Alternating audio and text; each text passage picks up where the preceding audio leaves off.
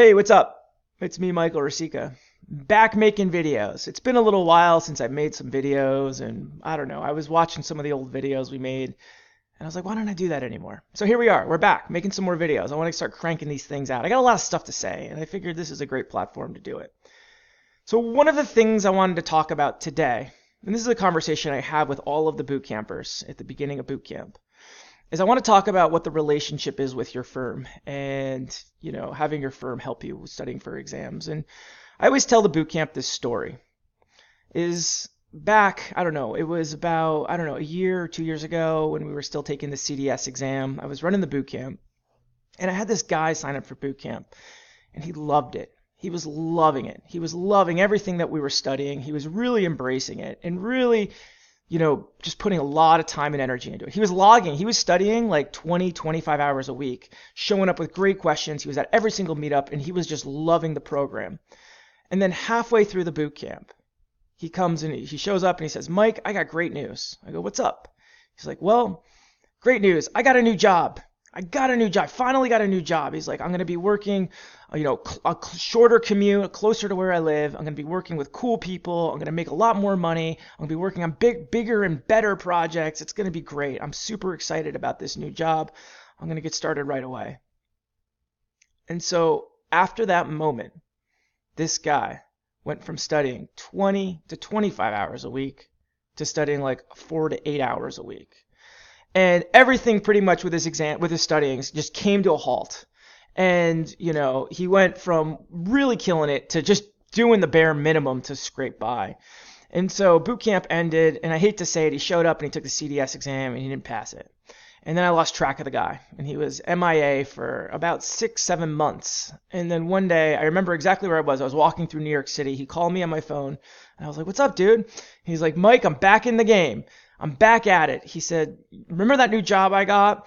Well, it wasn't allowing me to study for the architect exam. I was working like 50, 60 hours a week, and I'll be honest with you, at the end of the day, I was just tired.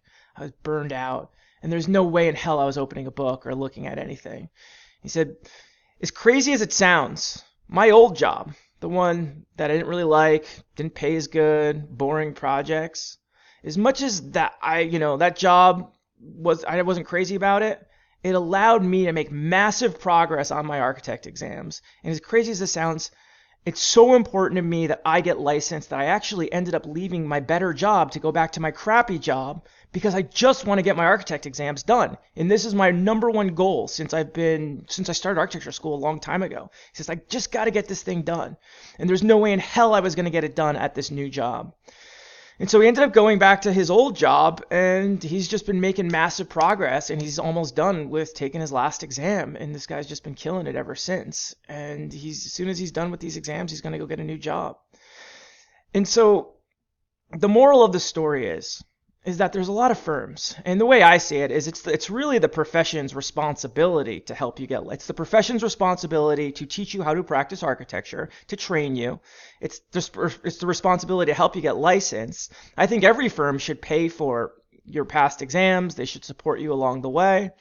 No one ever paid for my exams, but I'll tell you what's more valuable than that. And a lot of firms pat themselves on the back. They say, we pay for past exams and we buy study materials and all this, that, and the other thing.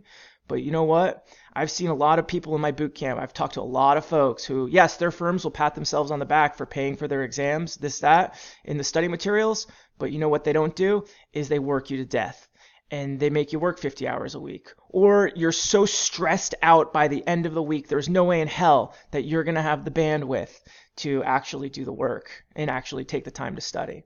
And so the way I see it, and I tell this to the boot campers, is, yeah, it sucks. You got to pay for all this stuff by yourself. You barely make any money as it is anyway. And so that sucks. But what I see as a bigger value is to work for a company that's going to allow you to make progress on these exams.